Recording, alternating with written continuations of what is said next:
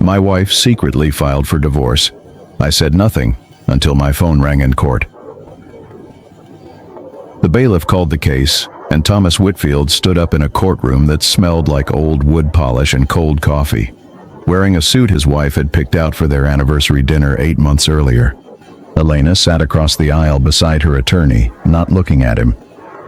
On the table in front of Tom's lawyer was a single manila folder, closed, waiting. In his jacket pocket, his phone was set to silent. He had turned off the ringer himself that morning, on purpose, because he needed it to ring at exactly the right moment, in front of exactly the right people. For 6 months he had said nothing, not when the papers arrived, not when his own business partner stopped meeting his eyes, not when the woman he had loved for 14 years started sleeping in the guest room and calling it space. He had only listened and watched and waited. Now the judge asked both parties to rise, and somewhere across town, a phone that was not his was about to start ringing too. To understand how a marriage arrives at a courtroom, you have to go back to the beginning, before the silence, before the folder, before anyone thought to hide anything from anyone else. 3 years earlier, Nashville had felt like a city built for people like Tom and Elena Whitfield. He designed buildings, she sold them. He ran Whitfield and Voss, a small architecture firm his father had founded in a garage in 1987, and she was a rising real estate broker who could sell a converted warehouse to a family that swore they only wanted a yard. They had a 2-story brick house in Berry Hill, with a garden Elena never had time to weed, and a home office where Tom kept a drafting table his father used to stand at every morning before the sun came up. They had no children by choice, and after 14 years of marriage they had the kind of comfortable rhythm that outsiders called boring and insiders called peace. Tom still remembered the early years clearly, the way you remember weather from a good summer. They had married in a backyard in East Nashville with string lights strung between 2 magnolia trees, Elena laughing so hard at his father's toast that she'd had to sit down. In those first years, she used to leave notes on his drafting table, little sketches of houses she said they'd build one day, houses with wraparound porches and no address yet. He kept a few of those notes in a drawer in his office, out of habit more than sentiment, though lately he'd stopped opening that drawer at all. Somewhere between the 5th anniversary and the 10th, the notes stopped, and neither of them had noticed the exact day it happened. The way you never notice the day a garden stops being tended, only the month it turns to weeds. The warning signs were small enough that Tom told himself they were nothing. Elena started taking calls in the driveway instead of the kitchen. She began referring to his business partner, Richard Voss, by his first name in a way she never had before, the syllables softer than they used to be. She stopped asking about his projects. Once in March, Tom came home early and found her laptop open to a real estate listing in Franklin, a house neither of them had discussed, with a note in the search bar that had already been erased by the time he looked twice. He asked her about it that night over dinner. She said she was just browsing, and smiled in a way that used to mean something warm and now meant nothing at all. Richard Voss had been Tom's business partner for 9 years, ever since Tom's father passed and left him a firm that was profitable but old-fashioned, still drawing blueprints the way it had in the 80s. Richard brought in software, brought in younger clients, brought in a kind of charm that made investors comfortable. Tom liked him, trusted him enough to give him equal say in company decisions, even though the founding partnership agreement, drafted by Tom's father decades earlier and updated by the family's original attorney, still technically named Tom as majority shareholder with 60% ownership, a detail that had never mattered because the two men never disagreed about anything important. That changed on a Tuesday morning in April, when a process server walked into Tom's office at Whitfield and Voss and handed him a folder in front of 2 junior architects and a client who had come in to review a rendering. Divorce papers. Elena had filed 3 weeks earlier, quietly, through an attorney named Diane Castellano, who specialized, according to her firm's website, in clean, efficient asset resolution for high-net-worth couples. Tom read the first page standing at the reception desk while the client pretended to study a floor plan she had already seen twice. irreconcilable differences, a request for immediate financial disclosure, and a line buried in paragraph 4, requesting an equitable division of all marital business interests, including but not limited to Thomas Whitfield's ownership stake in Whitfield and Voss Architectural Group. He did not go home that night in anger. He went home and made dinner because some part of him, the part that had watched his father run a business for 30 years without ever losing his temper in front of a client, understood that anger was a currency you spent once and could never get back. Elena was surprised to see him calm. She had, he realized later, expected a fight and had prepared for one, and his silence unsettled her more than shouting ever could have. "You're not going to say anything?" she asked, standing in the kitchen doorway with her coat still on. "What would you like me to say?" he asked.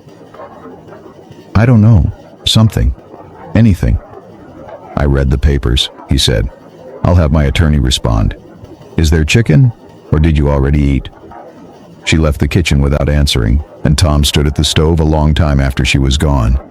Not because he was calm, but because he needed to become calm, the way a man learns to breathe underwater by forcing himself not to panic in the first 5 seconds. 2 weeks after the process server's visit, the court scheduled an initial mediation session, a formality most couples use to divide furniture and argue about a dog. Tom sat across a round conference table from Elena at a mediator's office downtown, the Nashville skyline gray through rain-streaked windows, and watched her recite numbers she must have memorized from a spreadsheet someone else had built for her. She did not look tired the way people look tired when a marriage ends. She looked prepared, and that, more than anything else, was the detail that finally told Tom this was not grief on her side of the table. It was strategy. "I just want what's fair," she said at one point, not quite meeting his eyes. "So do I," Tom said, and meant it, though he suspected they no longer agreed on what the word meant. He hired an attorney the next morning, a sharp, unhurried woman named Renata Cole, who had represented 2 of his firm's biggest clients in property disputes, and who listened to his entire story without interrupting once. When he finished, she asked him a single question that would end up shaping everything that followed. "Has anyone from your company touched the accounting in the last year? Anything that felt off, even slightly?" Tom thought about it. 6 months earlier, Richard had taken over the firm's client billing software, saying Tom's father's old accountant, a family friend named Walter Higgs, was retiring and it made sense to modernize. Tom had agreed, distracted by a hospital expansion project that had eaten his spring. He had not looked closely at an invoice in months. "Get me access to your books," Renata said, quietly, "before you do anything else." That was the beginning of Act 2, though Tom did not think of it in those terms. He thought of it as the only thing he knew how to do when the ground moved under him: work. He asked a forensic accountant Renata recommended, a precise, soft-spoken woman named Priya Nair, to review 2 years of Whitfield and Voss financial records under the cover of an internal audit that Richard, still playing the reasonable partner, approved without suspicion. Priya worked for 3 weeks in a rented office above a coffee shop on Music Row, surrounded by bankers' boxes and 3 monitors, the kind of methodical stillness Tom found himself oddly comforted by during a season when nothing else in his life held still. She would call him after hours, always careful, always precise, saying things like, "I'm not ready to tell you anything yet," in a tone that somehow made the waiting bearable. She reminded him, in a strange way, of his father, who had never once raised his voice in 30 years of running a business, who used to say that the loudest man in the room is usually the one with the least evidence. When she finally called and asked him to come in person instead of over the phone, Tom knew before he sat down in her small rented office that whatever she'd found was worse than a rounding error. What she found made Tom sit very still for a long time. Over 18 months, roughly $410,000 had been routed through a vendor account listed as Voss Consulting Solutions LLC, a company registered not to any of the firm's actual subcontractors, but to an address in Franklin, Tennessee, the same neighborhood Elena had been quietly browsing on her laptop in March. The LLC had one listed officer, Richard Voss. Tom did not confront him. Renata was firm about that, and for once Tom did not need convincing. The moment he knows you know, she said, he moves the money, or he moves faster on the divorce, or both. Right now he thinks he's ahead. Let him stay there. So Tom kept showing up to the office every morning, kept shaking Richard's hand, kept discussing client meetings as if nothing had changed, while Priya quietly traced the shell company's transfers to 2 accounts, one of which had made a down payment in February on a 4-bedroom house in Franklin under Elena's maiden name. The second betrayal, the one Tom had not expected, arrived through his father's old friend. Walter Higgs, the retired accountant, called Tom out of nowhere in early May, apologetic and a little embarrassed, saying he'd heard through a mutual friend that Tom was going through some things and wanted to make sure his old client was doing all right. Over coffee, Walter mentioned, almost as an aside, that before he retired he had kept a personal copy of the original 1987 partnership agreement Tom's father had drafted, the one that predated the updated version Richard had circulated for signatures 3 years earlier when he joined the firm as full partner. Different agreement? Tom asked. Same one mostly, Walter said. Except the version everybody's using now has a clause in it about equal vote succession that your father's original never had. Your dad was specific about that. 60-40, permanent. No dilution without unanimous written consent of majority holder. I always assumed the update just formalized what your dad wanted. But I never actually saw your father sign the version that's in the current file. That night, Tom pulled his own copy of the updated partnership agreement from his home safe and looked, for the first time in years, at the signature page. His father's signature was there, dated 2 months before he died, at a time when Tom now remembered his father had been in and out of the hospital, weak. And Tom realized with a slow, cold certainty, almost never in the office to sign anything at all. Renata brought in a forensic document examiner. It took 11 days to get an answer, and the answer, when it came, was almost anticlimactic in how simply it was stated. The signature was inconsistent with verified exemplars from the same period, most likely a traced forgery. Richard had not just diverted company funds. He had, at some point in the murky, grief-heavy weeks after Tom's father's death, forged the elder Whitfield's signature onto a new partnership agreement that diluted Tom's ownership from 60% to a more contestable 51%, just enough on paper to make an aggressive divorce attorney's claim on marital business interests look far more winnable than it actually was. Tom understood then the full shape of what he was standing inside. Elena wanted out of the marriage. That alone he could have accepted, even respected, if she'd simply asked. What she and Richard wanted was the firm itself, or enough of its value to walk away wealthy, using the confusion of a divorce to legitimize what amounted to theft. He did not tell Elena what he knew. He did not tell Richard. For 6 weeks, Act 2 of his life continued in near silence. Mediation sessions where Elena's attorney pushed hard for a business valuation. Office mornings where Richard talked easily about a new hospital contract. Dinners eaten alone in a house that no longer felt like his. Tom went to therapy twice a week, not because Renata told him to, but because he was terrified of becoming a man who let bitterness replace his judgment, the way it had, he suspected, replaced Richard's honesty and Elena's patience a long time. The overconfidence Renata had predicted arrived exactly on schedule. In late June, Richard proposed, with visible enthusiasm, that the firm take on a large municipal contract requiring a full state audit of its financials. A contract Tom understood immediately that Richard believed would never actually go to audit before Tom's divorce settlement forced a valuation and a buyout anyway.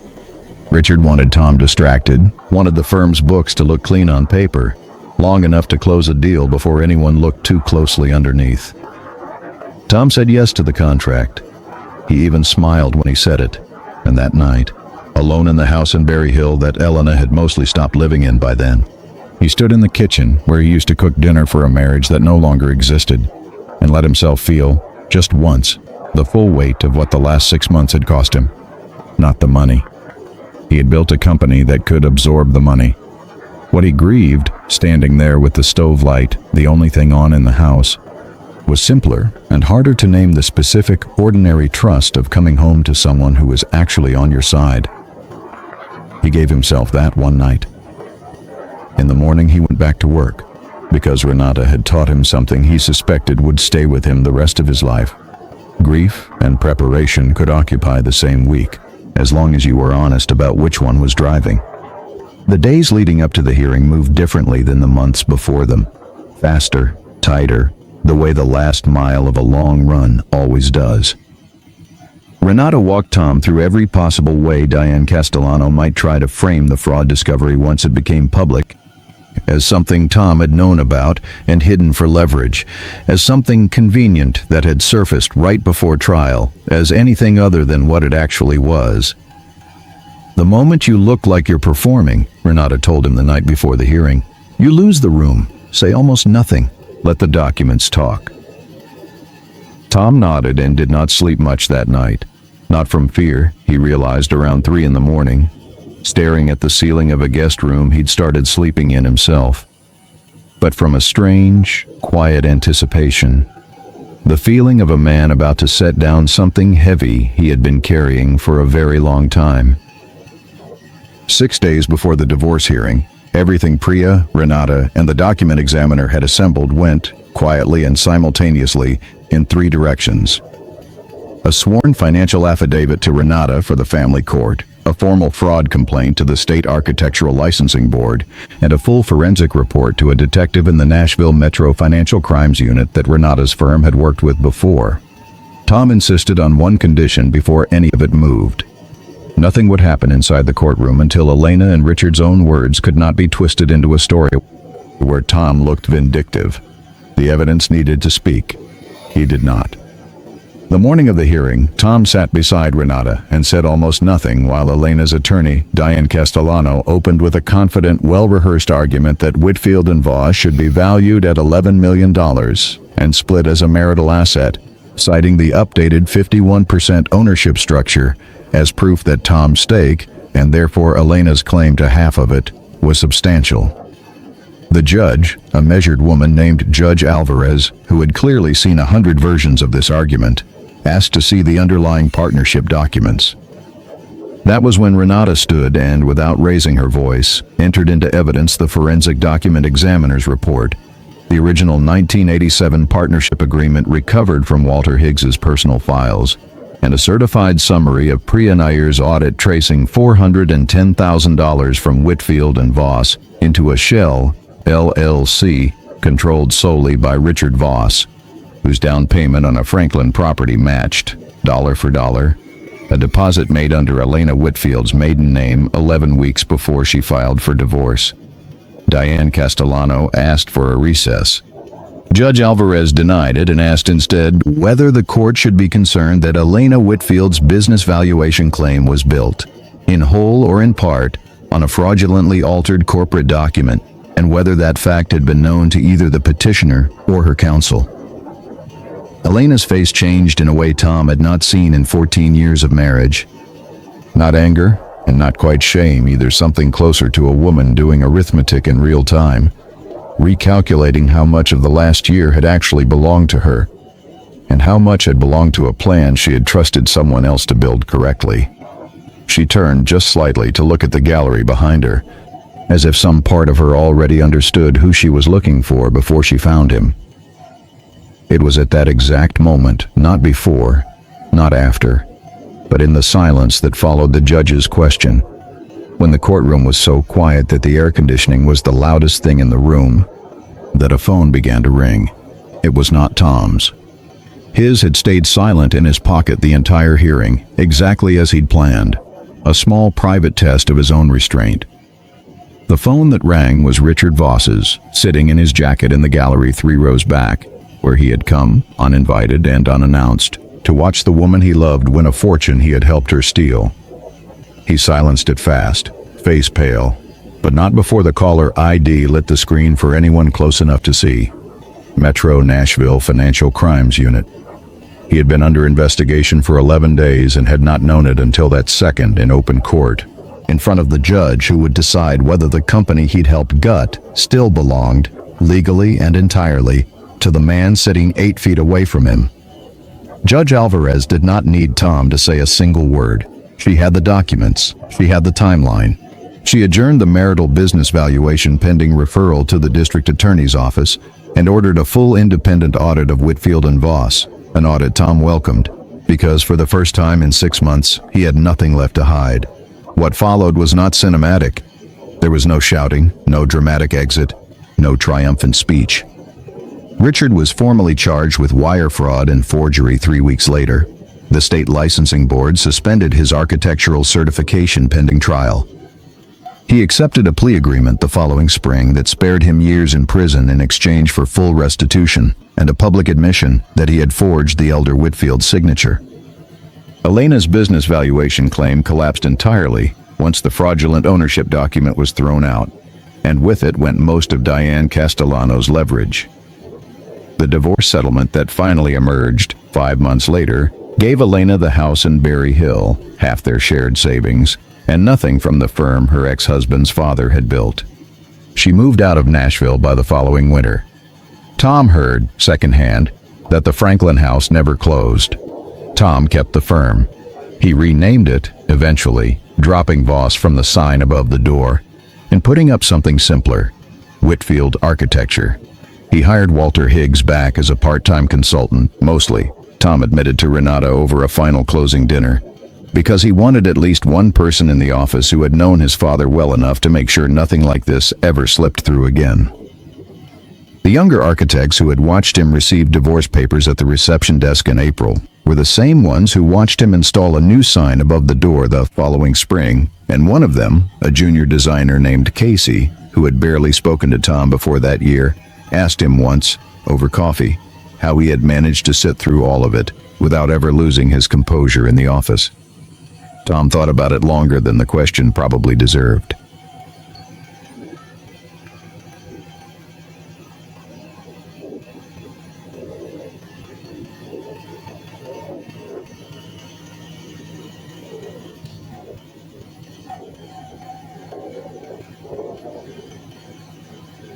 I did not lose it, he said finally. I just decided where I was going to lose it. Not here. Not in front of clients. Not in front of a judge who was going to decide whether I still had a company. He shrugged. Everywhere else I lost it plenty. Just alone mostly, where it didn't cost me anything I couldn't afford to spend. Casey didn't say anything else, but Tom noticed months later that when a difficult client called the office yelling about a delayed permit, Casey handled it in almost exactly that tone, steady, unbothered, patient in a way that made the yelling stop faster than shouting back ever could have. It was, Tom thought, the only inheritance his father had really left him, passed down now to someone who had never even met the man. On the night the settlement was finalized, Tom drove out past the edge of the city to the small cemetery where his father was buried and sat for a while on the grass beside the headstone, saying nothing out loud, the way he'd said nothing for most of the year that had just ended. He had learned, somewhere in the middle of losing almost everything, that silence was not weakness. It was the only room in which he could think clearly enough to save what mattered. He had not wanted revenge. He had wanted the truth to be undeniable by the time anyone finally had to look at it, and it was. His phone buzzed once in his pocket, an unremarkable text from Priya confirming the final audit had cleared, and Tom smiled at how strange it was that the sound which had once meant the end of everything now just meant an ordinary Tuesday was over. He put the phone away, stood, brushed the grass from his knees, and drove home to a house that, for the first time in a long time, felt entirely and quietly his own. He stopped once on the way, at a hardware store still open near closing time, and bought a can of paint for the front porch, a color Elena had never liked, and he had always wanted, a deep, ordinary blue. It took him most of Saturday to finish it, working alone in the heat with the radio on, and when he stepped back that evening to look at it, tired and sweat through and entirely unbothered by how unglamorous the whole scene was, he understood that this, a freshly painted porch on a quiet street, nobody watching, nothing to prove to anyone, was what winning had actually felt like the whole time. Not the courtroom, not the phone that rang, just a Tuesday that belonged to him again, and a Saturday after it that did too. YouTube description. He said nothing when the divorce papers arrived. He said nothing for 6 months. But while his wife and his own business partner thought they had already won, one quiet man was building a case that would unravel everything the moment his phone rang in open court. A story about betrayal, patience, and the kind of justice that doesn't need to shout. Watch until the end. The silence was never surrender. SEO keywords. Divorce revenge story, wife filed for divorce secretly, betrayal story, courtroom drama story, husband stays calm, revenge, business partner betrayal, forensic accountant story, forged signature story, cheating wife karma, silent revenge story, satisfying justice story, real-life revenge story, architect revenge story, Nashville drama story, marriage betrayal story, corporate fraud story, revenge without violence, karma story real, divorce court twist, hidden affair exposed, smart revenge story, family business betrayal, wife and business partner affair, emotional revenge story, justice served story, true story style revenge, courtroom twist ending, shell company fraud story, partnership agreement forgery, quiet man win story. Hashtags.